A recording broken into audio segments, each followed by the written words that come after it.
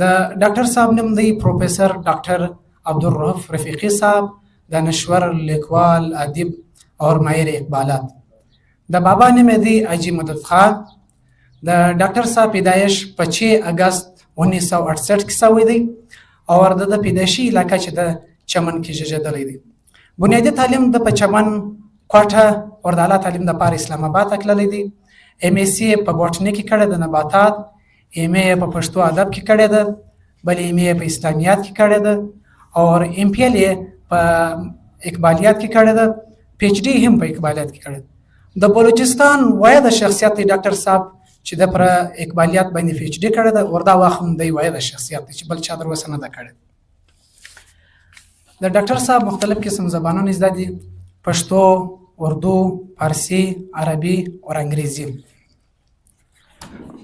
د حکومت پاکستان د طرفه څخه د سفیر دی چې د بار ملکو دورې کوي د اقبال شناسی په عنوان سره. افغانستان ته دوره شوې ده، ایران ته شوې ده، ترکیه ته شوې ده، سنټرل ایشیا ته شوې ده او وغیره وغیره. دغه رقم ډاکټر صاحب چې د خپل ژوند سټارټ اخیستی دی د خدمات چې په کوم ودو باندې پاته شوی دی. یو کال قدر په بینک کې کار کړی دی پر شهوده باندې. دغه بعد بیا یو کال انټرنیشنل اسلامیک یونیورسيټي اسلام آباد کې یو کال قدر استاد پاته شوی دی. دغه بعد بیا یو کال قدر په بلوچستان یونیورسيټي کې ایز ا ډایریکټر پاته شوی دی. شپږ کاله قدر تقریبا په بلوچستان په یونیورسيټي کې د پاکستان سټډي ډپارټمنټ کې د ایم پی ال پی ایچ ډي والات سبقان ولید استاد پاته شوی دی. دا وخت تقریبا 3 کاله کېږي چې اقبال اکیډمي پاکستان کې د ایز ا ډایریکټر دی.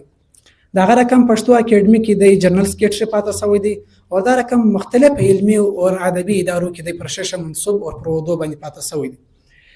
دغه رقم پر ډاکټر صاحب باندې په 2000 کې د کشمیر یو سکالر دی چې محمد سرفراز نومیږي چې پر ډاکټر صاحب باندې یو مقاله لیکلې ده د اقبال شناسی په حواله سره.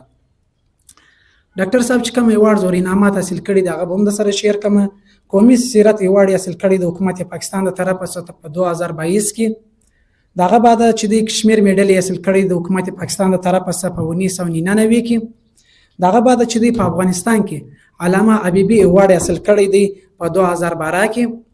دغه بعد چې د ایکسلنس ایوارډ بلوچستان په 2009-17-21 کې او دغه رقم چې د خپل تحقیقات او د خدمت پر بنیاد باندې د بلوچستان د طرفه څخه 12 نور ایوارډز هم ملو شوي دي.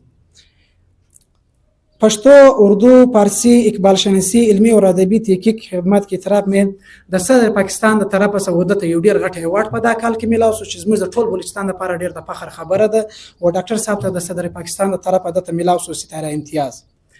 ډاکټر صاحب ډیر علمي سړی دی، لیک کاریم ډیر کړی دی. تقریبا دا وخت یو کم شپته د کتابونو چاپ شوي دي، مقالې او کتابونه. هغه کتابونه مان او چې کوم اکیډمي چاپ کړی دی او کم تاریخ د 2000 سمخ کې یا بعد کې هغه ټول مجلس جوړ کړی دی. د واتس اپ ګروپ هم د سره شیر کو او په ویډیو کې په اول کمنټ کې هم تاسو سره وګورئ. د وخت اکیله ته وجه دا ټول نیمه نه سمخستای نور تاسو د سپیکر منس کې وخت نه اخلم مې کوله کوم ډاکټر صاحب.